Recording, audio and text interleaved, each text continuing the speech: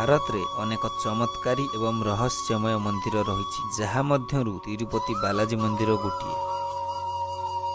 भगवान तिरुपति बालाजींकर एही चमत्कारी एवं रहस्यमय मंदिर भारत सहित सारा विश्व प्रसिद्ध।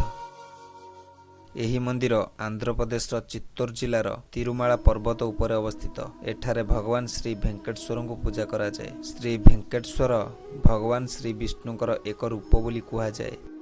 बालाजी मंदिर रे थिबा भगवान श्री भेंकटेश्वर मूर्ति को केही भी तैयारी करि नाहंती। एही मूर्ति एठारे स्वयं प्रकट होइतिला।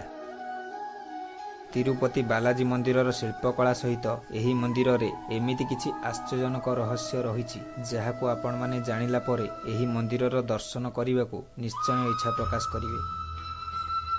तिरुपति बालाजी मंदिरर भगवान श्री भेंकटेश्वर स्वामी मूर्ति एक अलौकिक रहस्य होई रहिछि। एही मूर्ति एक विशेष पत्थर रे सृष्टि होइछि। एही मूर्ति को देखिले जीवंत मूर्ति भली लागे, जेपरी स्वयं भगवान विष्णु एही मूर्ति रे विराजमान। एक आश्चर्य करदेला भली घटना हैला भगवानकर एही मूर्ति झाड़ बाहरु थिबार देखा जायथाय। जेमिति एहा कौनसी साधारण मूर्ति नुहे, बरम स्वयं भगवान विष्णु विराजमान। भगवान को गरम नहेबा पाई सर्वदा मंदिरर तापमान को ठंडा रखा जायथाय। एठारे भगवान तिरुपति बालाजी को एक विशेष प्रकार कपूर चढ़ा जायथाय, जहा एक विशेष प्रकार कपूर रे तैयारी होइथाय। एहा कुहा जाए कि एही कपूर जदि साधारण पत्थर उपरे चढ़ा जाए तो सेही पत्थर चमकी उठे, मात्र एहा भगवान को उपरे चढ़ा गले एहार किछि दुष्प्रभाव देखा जाएनी।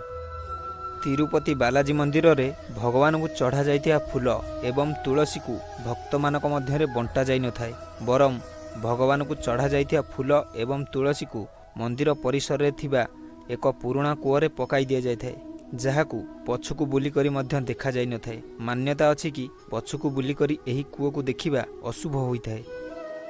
एही मंदिरर मुख्य द्वारर दक्षिण रे एक अद्भुत बाड़ी रहिछि। कहा जाए कि भगवान बालाजी को छोट बेले एही बाड़ी रे पिटा जाइथिला। एथिपई भगवान बालाजी मुंडरे एक क्षत रहिछि, जेउथिपई भगवान बालाजी मुंडरे चंदनर लेप दिया जाइथाय, जेपरी भगवान बालाजी को आराम लागिबो। कहा जाए कि भगवान बालाजी मुंडरे लागिथिबा केश हेउछि असली, जहा सर्वदा सतेज एवं कोमल रहिथाय। तिरुपति बालाजी मंदिर ठारू 23 किलोमीटर दूर रे एक गाँ रहिछि, जेउठारे एही गाँर लोकଙ୍କ व्यतीत अन्य कौनसी लोक एही गाँ को प्रवेश करि परिबे नाही। एही गाँर लोक माने पौराणिक नियम को मानि करी चली थांती। मंदिर रे चढ़ा जाउथिबा फूल, फल, दही, घी, मक्खन आदि एही गाँरु निया जाइथाय। एही मंदिर रे एक दीप सर्वदा जळुथाय। सबुठारु आश्चर्य करदेला भली कथा हेउछि एही दीप बिना घी एवं बिना तेल रे जळिथाय।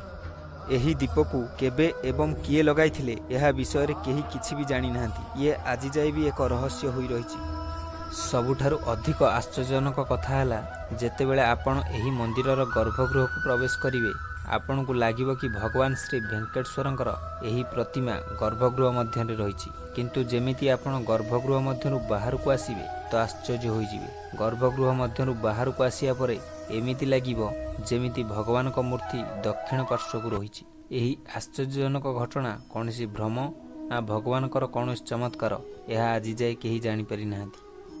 धार्मिक मान्यता अनुसार तिरुपति बालाजी निजर पत्नी पद्मावती सह एठारे बास करिथांती। जेउ भक्त स्वच्छ मनरे भगवान निकट में प्रार्थना करिथांती, भगवान सेमानकर मनस्कामना को पूरण करिथांती। भक्त माने श्रद्धारे एठारे आसी केशदान करिथांती।